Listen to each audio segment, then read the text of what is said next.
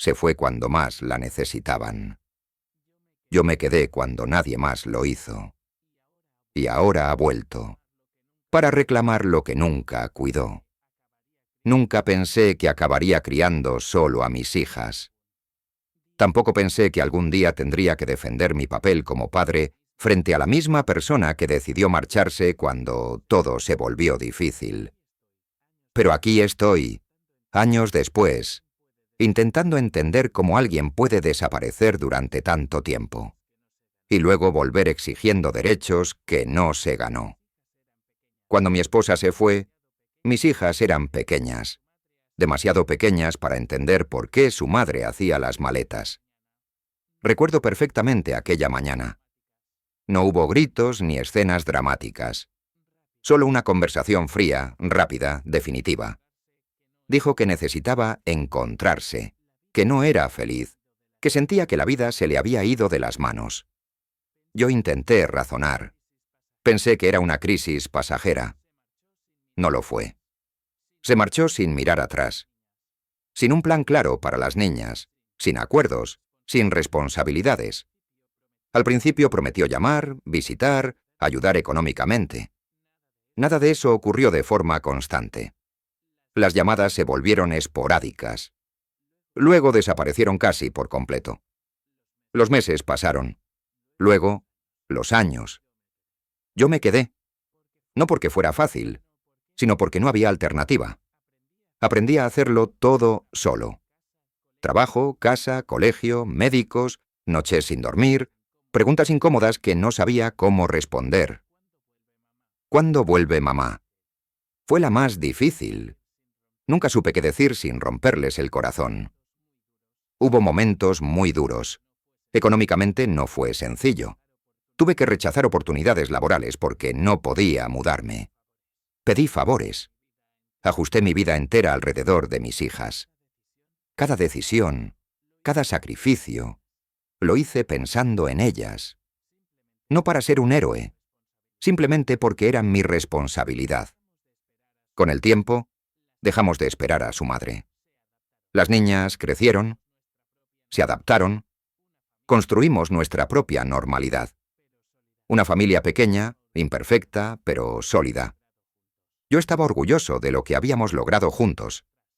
Pensé que el abandono había quedado atrás, que era una herida cerrada. Me equivoqué. Un día, sin previo aviso, volvió a aparecer. Un mensaje, luego una llamada. Decía que quería reconectar, que había cambiado, que ahora estaba casada, que su vida era estable. Yo fui cauteloso. No quería remover el pasado sin pensar en el impacto que tendría en mis hijas. Aún así, acepté hablar. Al principio parecía arrepentida. Se disculpó. Dijo que sabía que había cometido errores, que entendía si yo estaba enfadado. Pero algo empezó a incomodarme rápidamente. No preguntaba cómo estaban las niñas. Preguntaba qué tan involucradas estaban conmigo. ¿Qué relación tenían conmigo? ¿Qué pensaban de ella? Cuando finalmente conocí a su nuevo esposo, entendí que esto no era solo una visita emocional. Era algo mucho más serio. Él era correcto, educado, incluso amable. Pero desde el primer momento, noté que hablaba como si ya fuera parte de la familia. Como si yo fuera una figura temporal, un obstáculo. La conversación que lo cambió todo llegó unas semanas después. Me dijeron que estaban considerando formalizar la relación con las niñas. Que él quería adoptarlas. Que sería lo mejor para ellas. Que así tendrían estabilidad, una familia completa, un futuro asegurado. Me hablaron como si yo fuera un detalle administrativo. Como si los años que había pasado criando solo a mis hijas fueran irrelevantes. Sentí una mezcla de incredulidad y rabia que nunca había experimentado antes. Les recordé que yo era su padre, que había estado ahí siempre, que ellas vivían conmigo, que yo había hecho todo el trabajo. La respuesta fue devastadora. Dijeron que no querían quitarme de la ecuación, solo mejorar la situación, que ellas merecían más, que yo debía pensar en su bienestar, no en mi orgullo. Ahí entendí que no habían vuelto por amor. Habían vuelto con un plan, y ese plan ponía en peligro todo lo que habíamos construido. A partir de ese momento, todo se volvió tenso. Ya no eran conversaciones casuales ni intentos torpes de reconexión. Empezaron a hablar de abogados, de derechos, de lo que legalmente se podía o no se podía hacer. Me dijeron que no querían pelear, pero cada frase sonaba a amenaza envuelta en buenas intenciones. Yo dormía mal, con la sensación constante de que alguien estaba intentando arrebatarme lo único que había mantenido mi vida en pie durante años. Lo más doloroso fue tener que hablar con mis hijas. No quería ponerlas en medio, pero ellas ya notaban que algo pasaba. Les expliqué la situación con cuidado, sin cargarles con detalles innecesarios. Les dije que su madre quería pasar más tiempo con ellas, que su esposo quería conocerlas mejor. Nada más. Aún así, sus reacciones lo dijeron todo. Confusión, miedo. Una pregunta que me atravesó. ¿Nos vamos a tener que ir de casa? Esa noche entendí que esto ya no era solo un conflicto entre adultos. Era una amenaza directa a la estabilidad emocional de mis hijas. Cuando su madre empezó a insistir en la adopción, me negué rotundamente.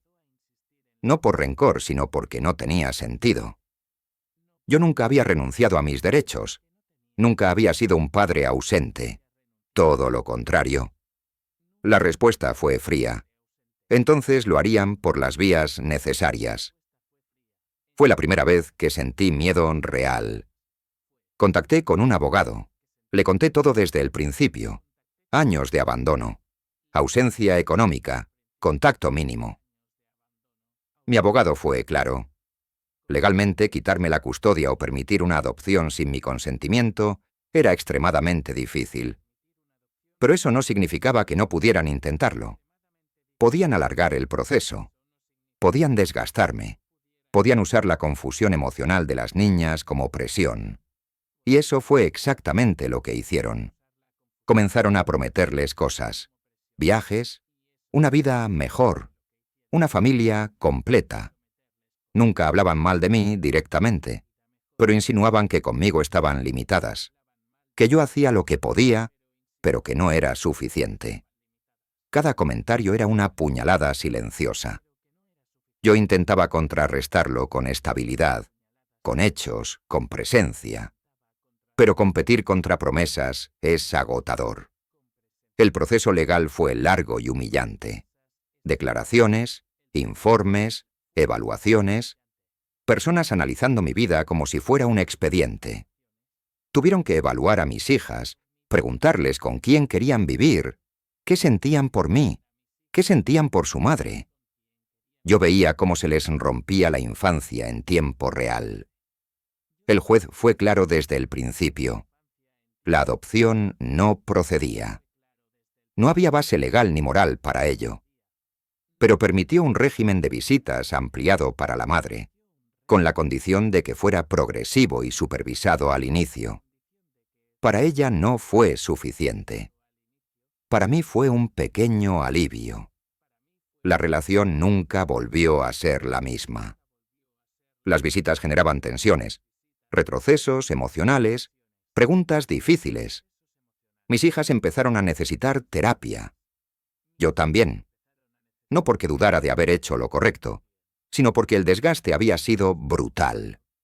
Con el tiempo la insistencia disminuyó. Su matrimonio empezó a tener problemas. El interés por formar una familia perfecta se fue diluyendo. Cuando la realidad se impuso, dejaron de presionar. Yo me quedé recogiendo los pedazos, intentando devolverle a mis hijas la sensación de seguridad que alguien había puesto en riesgo. Hoy seguimos juntos, más unidos que nunca. No somos una familia perfecta, pero somos reales. Y eso, después de todo, es lo único que importa. He aprendido que hay abandonos que no se pueden borrar con buenas palabras ni con nuevos matrimonios. Que ser padre no es un título que se reclama cuando conviene. sino una responsabilidad que se ejerce incluso cuando nadie mira. Aún así, hay una pregunta que no me abandona. ¿Fui el malo por negarme a que el nuevo esposo de mi ex adoptara a mis hijas? ¿Debí dejar a un lado mis sentimientos por una familia más completa? ¿O abandonar durante años te hace perder el derecho a decidir, aunque regreses con buenas intenciones?